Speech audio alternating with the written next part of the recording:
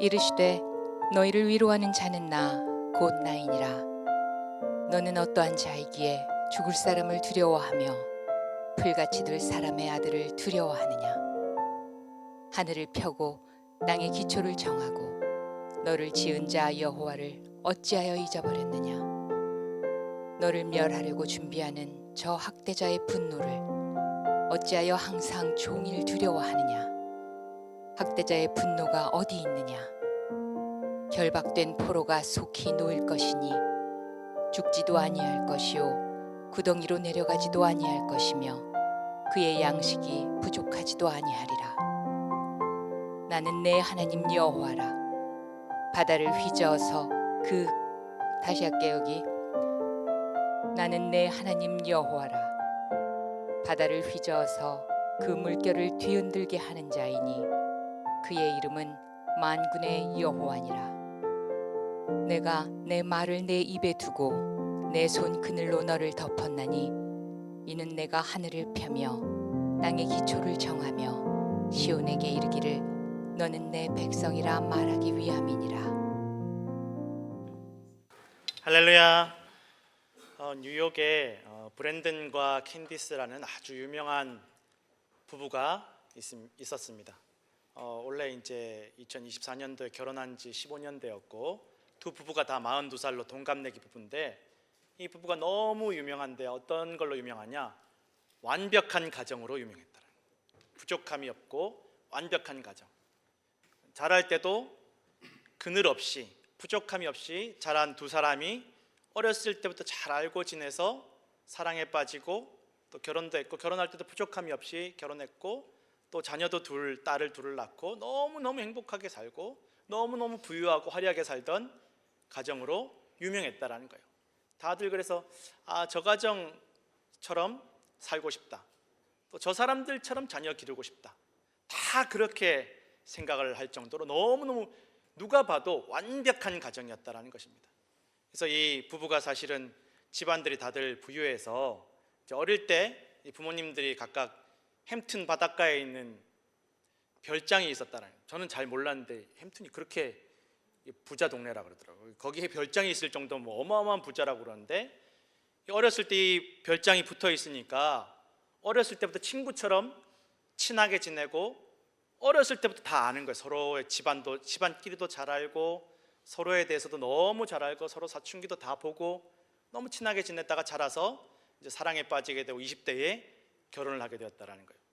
또 이 남편이 된 사람은 공부도 잘하고 진로 걱정을 하지 않았던 브라운 대학 아주 유명한 좋은 대학도 나오고 또 아버지가 부동산 사업을 하는데 이 아버지 부동산 사업을 돕다가 아버지 돌아가시고 그 부동산 사업을 물려받아서 자기가 운영한 100% 완벽한 금수저 집안이죠. 또 이 부인은 결혼하기 전에 맨해튼에서 패션 쪽에 자기가 좋아하는 일을 하다가 좋아하는 사람 만나서 친하고 가깝고 잘 아는 사람 만나서 결혼했다라는 거예요. 어디 하나 부족한 것이 없는 완벽한 가정이었다라는 것입니다.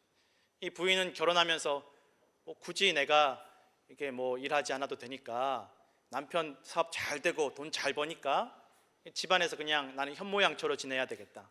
가족들에게 음식 해주는 게 기쁨이고 자녀들 기르는 기쁨이고 그리고 이제 자기가 이제 그 인터넷에 이제 블로그와 인스타그램을 하면서 사람들에게 우리 행복하게 사는 모습을 자랑하면서 사는 게 또 낙이었던 사람이 부인이었다라는 거예요.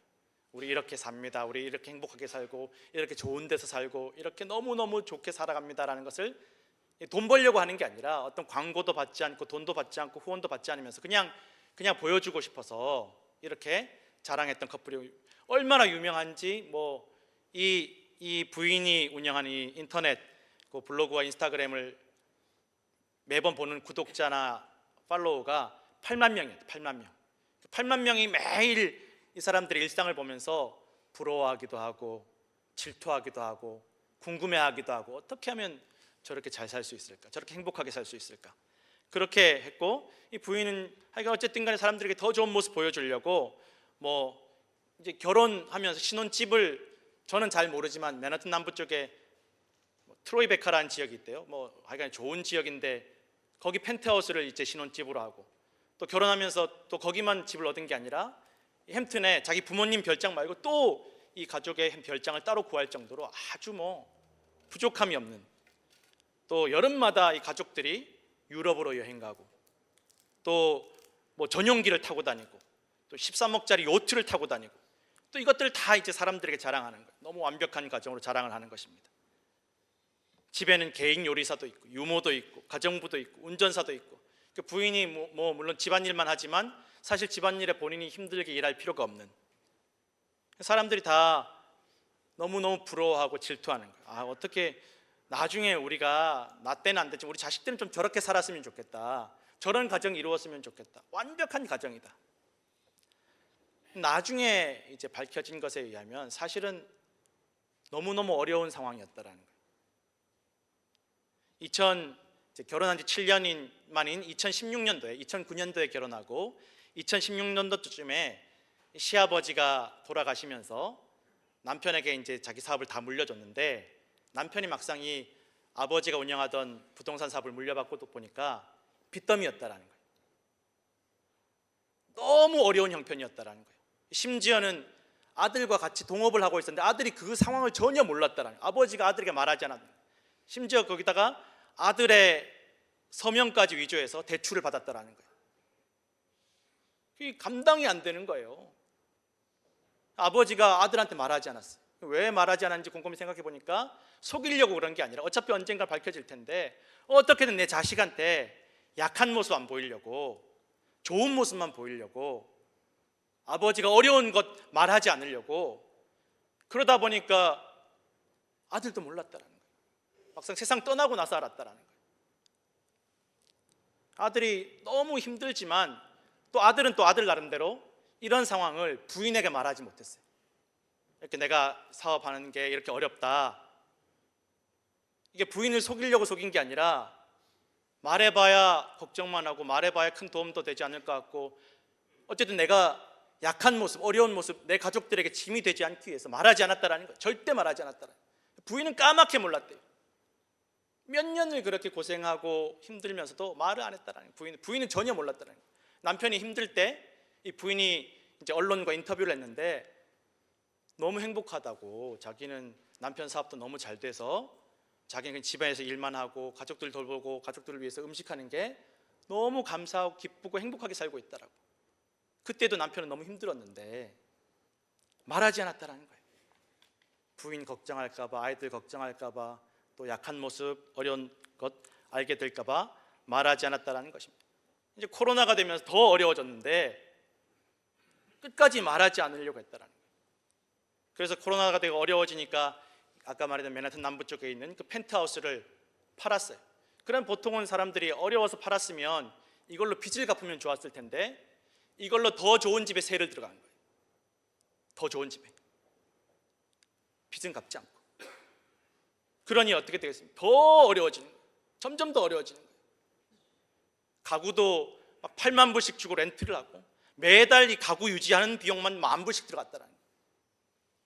어떻게든 사람들에게 잘 사는 모습 보여주고 또 가족들에게 어려운 거, 힘든 거 말하지 않으려고 더 썼다라는 거예요.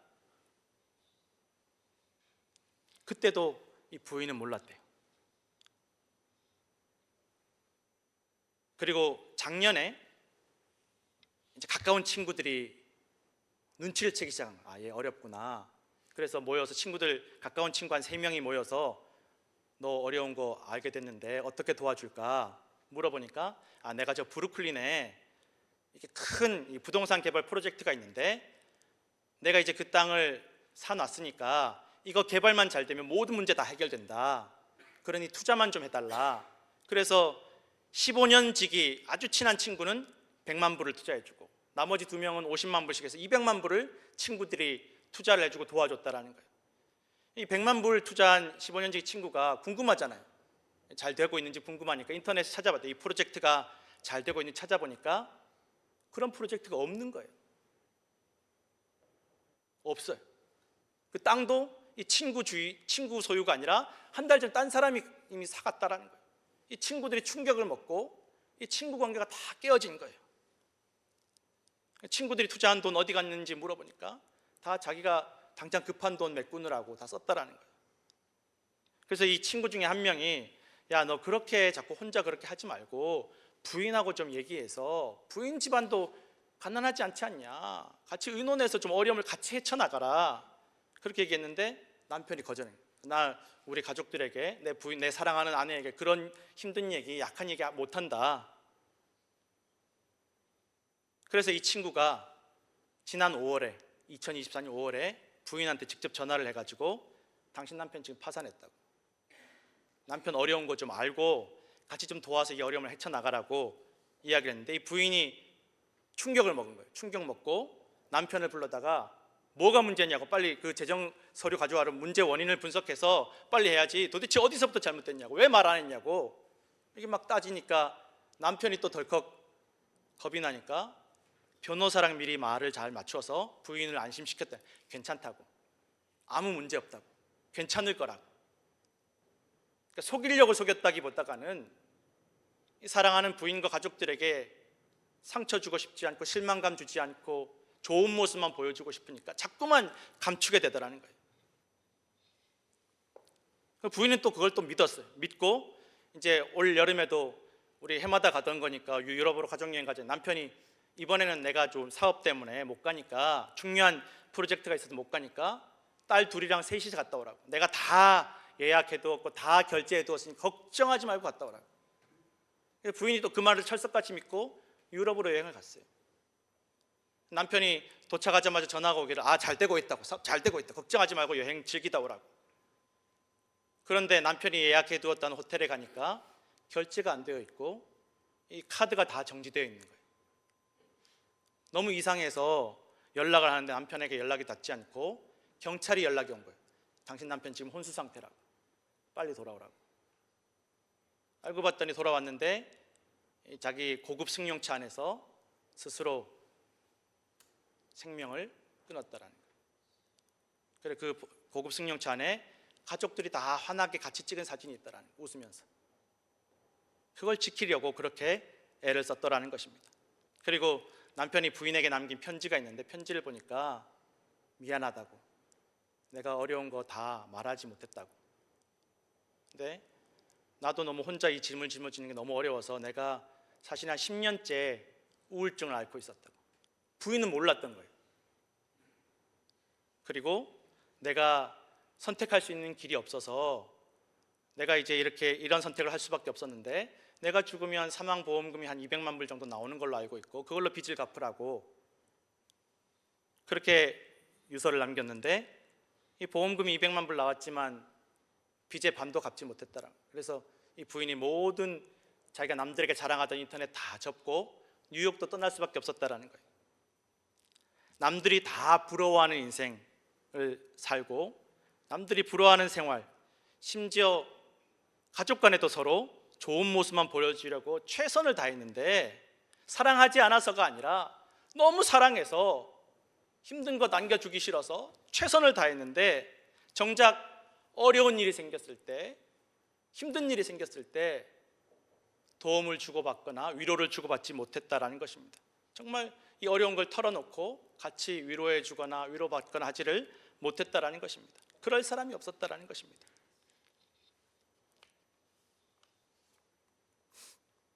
그래서 자꾸만 거짓말이 쌓이고 안심시키려고 인간적인 방법으로 가족을, 평화를 지키려고 했다라는 것입니다. 한국에 이름만 대면 알만한 유명한 강사가 있습니다. 여러분도 아마 아실 텐데, 다른 사람들에게 위로를 많이 해주는 그런 강사님이에요. 많은 목사님들도 사모님들도 그분 강의를 들으면서 위로를 받고 하는데, 정작 이 강사님도 10년째 이제 우울증을 앓고 있고 자기가 남은 위로해 주는데 나는 위로받을 데가 없더라는 거예요. 가족에게도 자기가 남들 위로해 주는 것만큼 위로해 주지 못할 때도 많았고, 최근에 이제 뇌에 좀 문제가 생겨서 이제 어려운 일이 생겼는데, 이게 좀 소문이 나면서 자기가 아는 사람들이 자기에게 위로하는 연락이 오더라는 거예요. 병 걸렸다는 소리를 듣고 사람들이 위로해 주려고 연락이 오는데, 이분이 이 위로를 받으면서 깨달은 게, 정말 의도와 상관없이 다 전혀 도움이 안 되는 말도 많구나라는 걸 깨달았다는 거예요. 정말 위로해 주려고 하는 말인데 전혀 위로가 되지 않고 도움이 되지 않더라는 거예요. 그래서 어떤 분은 연락이 와서 위로해 준다고 하는 말이, 교수님, 좋은 약이 나왔다고 걱정하지 말라고, 150살까지 살 수 있다고, 약 좋은 거 나왔으니까 걱정하지 말라고. 근데 이 말을 듣는데 위로가 안 되고, 이게 말인지 뭔지 막 속상한 마음이 들더라는 거예요. 그래, 뭐 속으로는 그런 생각, 150살까지 살아야죠. 또 어떤 후배는, 정말 친하게 형제처럼 지내는 한 후배는 연락 와가지고, 형님, 내가 더 힘들다고, 형 아무것도 아니라고, 난 더 힘들다고, 더 아프고 난 더 힘들다고, 아무것도 아니니까 걱정하지 말라고. 이게 뭐 마음이 무슨 마음인지는 알겠어. 무슨 위로해 준다고 심각하게 진지하게 되지 말라고 위로해 주는 말인지는 알겠는데 막 속에서 화가 나더라는 거예요. 위로를 받는데 더 화가 나고 짜증이 나고 상처가 되더라는 거예요. 또 어떤 분은 또 위로를 해주는데 왜 말 안 했냐고, 몰랐다고. 위로해 주려고 하는 말인지는 알겠는데 속으로 무슨 생각이 드냐면, 내가 무슨 검찰 조사 받냐고, 내가 어떻게 일일이 다 나 힘든 거 그렇게 다 얘기하냐고, 막 속상한 마음이 들더라는 거예요. 무슨 말을 들어도 이 사람들의 진심은 알고, 위로해 주는 사람들의 진심은 알겠는데 그 말을 듣는 게 위로도 되지 않고 도움도 되지 않더라는 것입니다.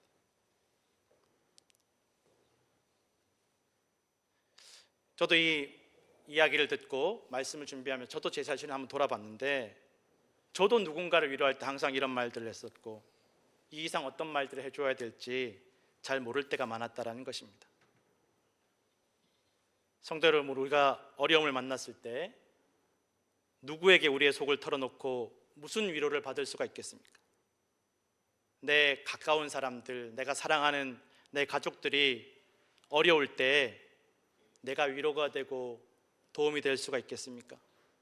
저는 목사지만 저도 이 말씀을 준비하면서 돌아보니까 가면서 느끼는 것이, 내가 내 가족들에게, 내 사랑하는 가족들에게 내가 돕는다고 도와주었던 것들이 일을 망친 적도 많았었고, 위로해 준다고 했던 말들이 더 큰 상처와 오해를 불러일으킬 때도 많았고, 내가 돕는다고 도와주는 게, 위로한다고 위로해 주는 말이 전혀 도움이 되지 못했구나, 그리고 지금도 그러구나. 그러니까 사실 위로받고 싶어서 교회에 오는 성도들에게도 제가 위로가 되지 못하고 도움이 되지 못할 때가 참 많이 있구나라는 것을 다시 한번 깨닫게 되었다라는 것입니다. 성경은 그런데 분명하게 선포하고 있습니다. 고난 가운데 아픔과 상처와 슬픔과 고난을 앞둔 이들에게 참으로 위로하실 분은 하나님 외에는 없다라고 말씀하고 있다라는 것입니다. 하나님 외에는 우리를 위로할 분이, 우리를 도울 분이 없다라는 것입니다. 사람들은 자꾸 착각합니다. 내가 도와줄 수 있다, 내가 위로할 수 있다. 누구도 누구를 도와주거나 위로할 수 없습니다. 나도, 내 자신도 누구에게 도움받거나 저도 목사지만 저도 위로받아야 되는 존재, 도움받아야 되는 존재입니다. 누구도 하나님 앞에서 누군가를 돕거나 위로하기가 어렵다라는 것입니다. 고린도후서 1장 3절에서 7절 말씀 함께 읽겠습니다. 찬송하리로다. 그는 우리 주 예수 그리스도의 하나님이시요 자비의 아버지시요 모든 위로의 하나님이시며, 우리의 모든 환난 중에서 우리를 위로하사 우리로 하여금 하나님께 받는 위로로서 모든 환난 중에 있는 자들을 능히 위로하게 하시는 이시로다. 그리스도의 고난이 우리에게 넘친 것 같이 우리가 받는 위로도 그리스도로 말미암아 넘치는도다.